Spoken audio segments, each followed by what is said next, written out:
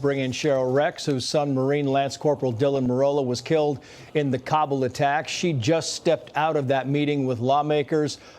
We are grateful to have you on, Cheryl. I want to know what you think of this book now claiming that President Biden second-guessed the withdrawal. I questioned his ability to begin with. When he approached us, he wasn't very thoughtful, and if he's second-guessing himself, I'm not sure what else he would be second-guessing his question, or why he's questioning himself. Yeah, it's interesting. I know that you were in the hearing, and we just heard from one of the Gold Star families in there saying it wasn't about the information. And I want to read this quote because this is from the chairman of the Joint Chiefs, Mark Milley. He said, quoting today to Jennifer Griffin, "I trust the Army, Navy, and Marine Corps did the best they could in briefing the families who had loved ones killed at Abbey Gate. I believe the briefers gave every piece of information that they could." Do you believe that all the information was there? Or do you agree with other families that it wasn't about the information, it was about the warnings that were ignored? Me personally, he did not. The brief report was not correct. They changed my son's location a couple of times.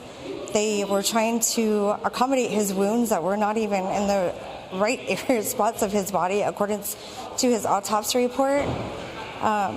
He did not. The brief report is nothing what we were actually told. I don't believe that they had any made up. I feel it was made up. I feel it was made up stories that they were trying to cover up the wounds. Yeah. Is it frustrating, Cheryl, for you? I'm going to play some sound from Admiral John Kirby. Was clearly the Pentagon spokesman at the time. Is it frustrating that they continue to maintain what Admiral Kirby said today? I'm sorry, on August 17th. Watch.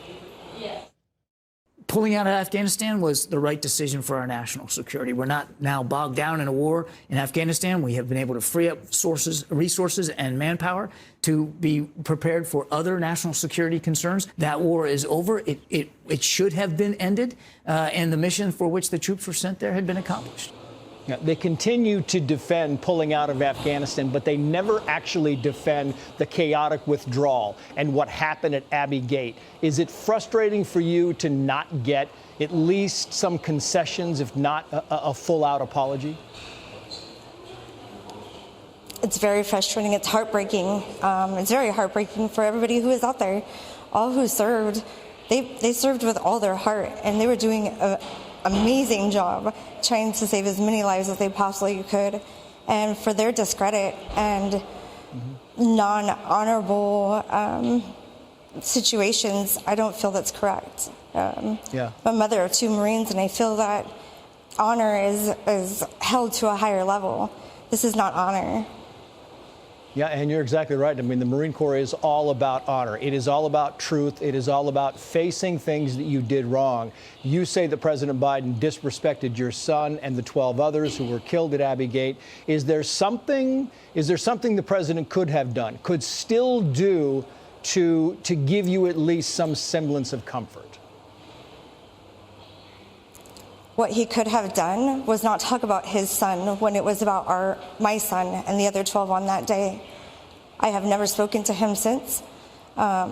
He's refused to speak with us. He does not have any coordinates to talk with us. He could call me. I have a phone number. He could call me.